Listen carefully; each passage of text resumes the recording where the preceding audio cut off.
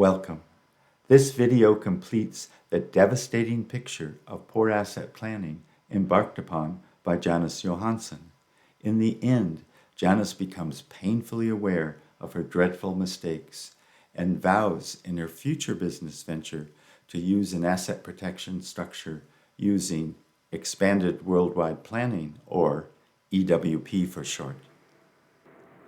You don't need complicated and convoluted trust for rock-solid asset protection.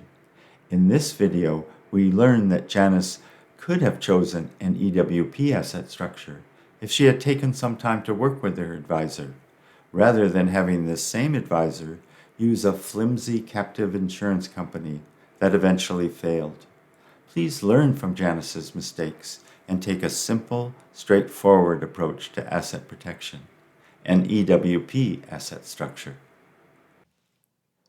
Janice saw the huge fluttering flags outside the Four Seasons Hotel a block away as she walked west down 57th Street in New York City.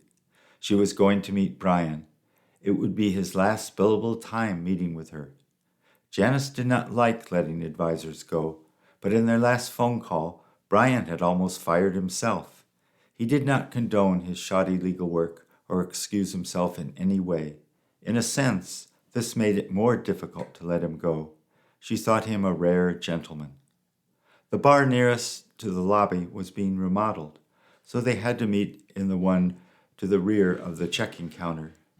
She did not like the dark lighting, but thought the high mirror that reflected the myriad bottles of liquor a good design. It multiplied the bottles, which is just what she needed, an unknown factor to multiply her funds to pay for the future legal settlement resulting from the accident at her store. To prepare for this meeting with Brian, she had researched the most likely worst-case settlement for the accident. Her online research revealed she could be responsible for Steve's future earnings as a heart surgeon, medical expenses, plus a large pain and suffering award. Her $100 million was all at risk. After small talk about her trip to Switzerland, Brian mentioned that she could have done some planning for asset protection that would have protected the $100 million from the sale of her business.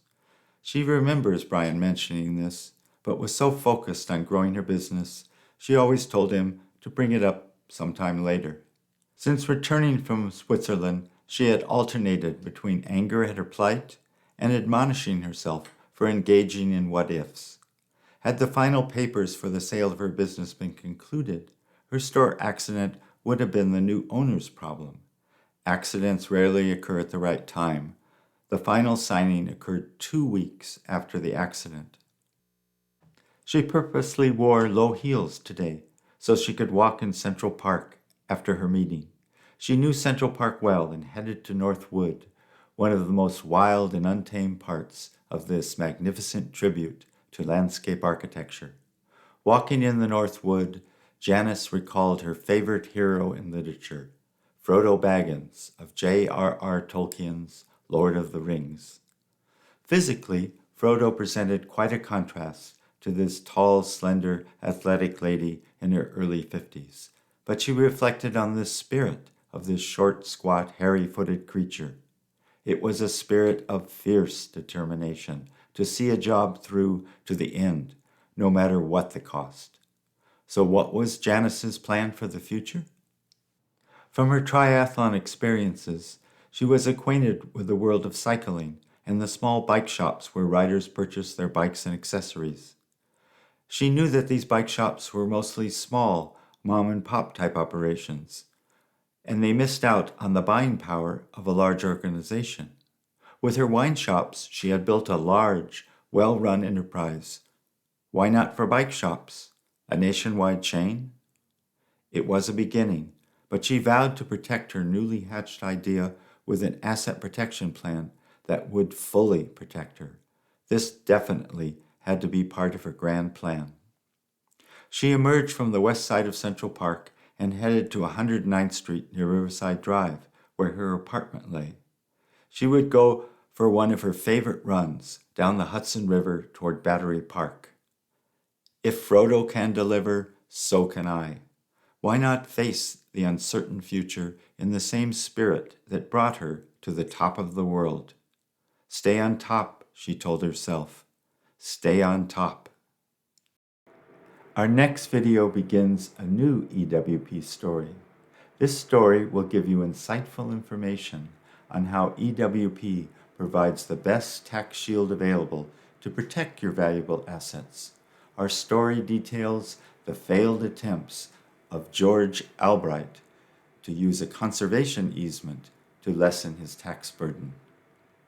George falls for a fraudulent sales scheme, which he mistakenly thinks will solve his problems.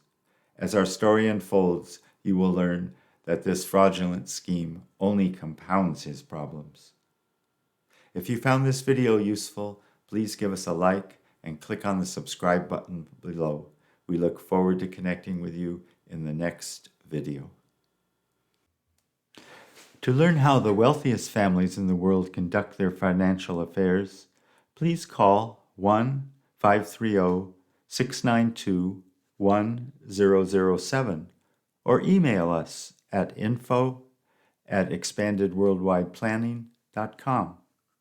At your convenience, we can arrange a call to discuss how our unique blueprint can vastly enhance your asset structure. The opinions expressed in this video are for general informational purposes only and are not intended to provide specific advice or recommendations for any individual on any financial structure, investment, or insurance product.